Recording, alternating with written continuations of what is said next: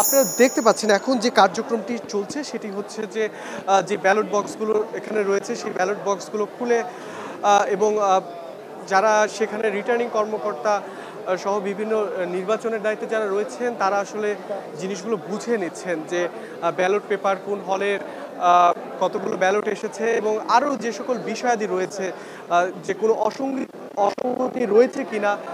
তো কোনো ভোট বাতিল হয়েছে কিনা, কি পরিমাণ ভোটার এতে অংশগ্রহণ করেছেন সব কিছু মিলে যাচাই বাছাই করে কিন্তু এখন ভোট গণনার যে প্রস্তুতি সেটি আসলে দেখছেন। আপনারা ব্যালট বক্সগুলো দেখছেন, এগুলো প্রতিটি কিন্তু বিভিন্ন হল থেকে এসেছে এবং কিছুক্ষণ পরপরই কিন্তু আসছে। এবং আপনি জানেন যে জাহাঙ্গীরনগরের যে আয়তন সেটি অনেক বড়, যার ফলে কিন্তু একটি দীর্ঘ সময় ধরে কিন্তু আমরা এই বক্সগুলোকে কিন্তু এখানে ঢুকতে দেখতে পাচ্ছি এবং এখানে যারা প্রার্থী তারাও রয়েছেন, সেই সঙ্গে এই নির্বাচন কমিশনে এবং এই জাকসু নির্বাচনের সঙ্গে যারা জড়িত বিভিন্ন ক্ষেত্র থেকে তারাও কিন্তু এই সিনেট ভবনে আসলে এখন এসে উপস্থিত হয়েছেন। কারণ এখন জাকসু নির্বাচনের যে মূল যে প্রাণকেন্দ্র সেটি কিন্তু আসলে এই সিনেট ভবনে ভোট গণনা হবে। এখান থেকেই কিন্তু আজকের কে বিজয় হচ্ছেন সেটি কিন্তু এখান থেকে ঘোষণা হবে, যার ফলে কিন্তু এখন সারা জাহাঙ্গীরনগর বিশ্ববিদ্যালয়ের আসলে এখন মূল যে আকর্ষণ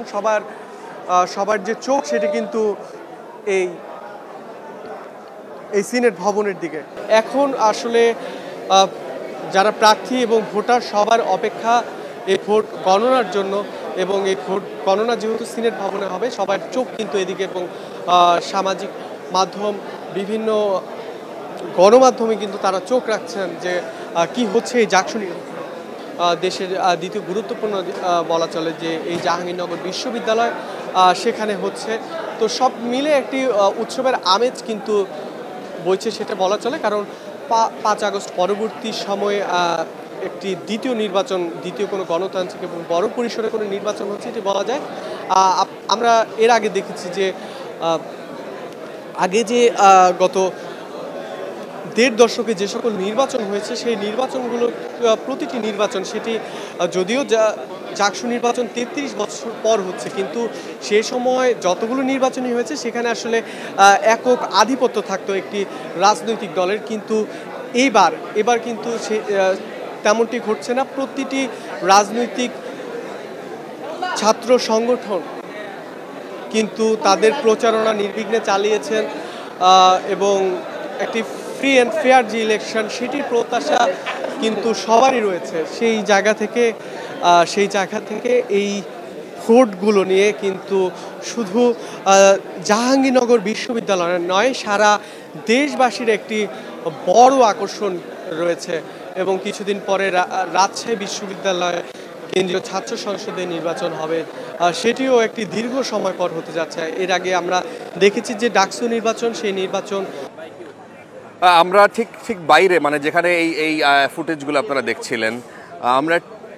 ঠিক বাইরে অবস্থান করছি, যেখানে আসলে আমাদের চারপাশ ঘিরে বহু মানুষ, উত্তেজনা নাই কিন্তু বহু মানুষ সেখানে অপেক্ষা করছেন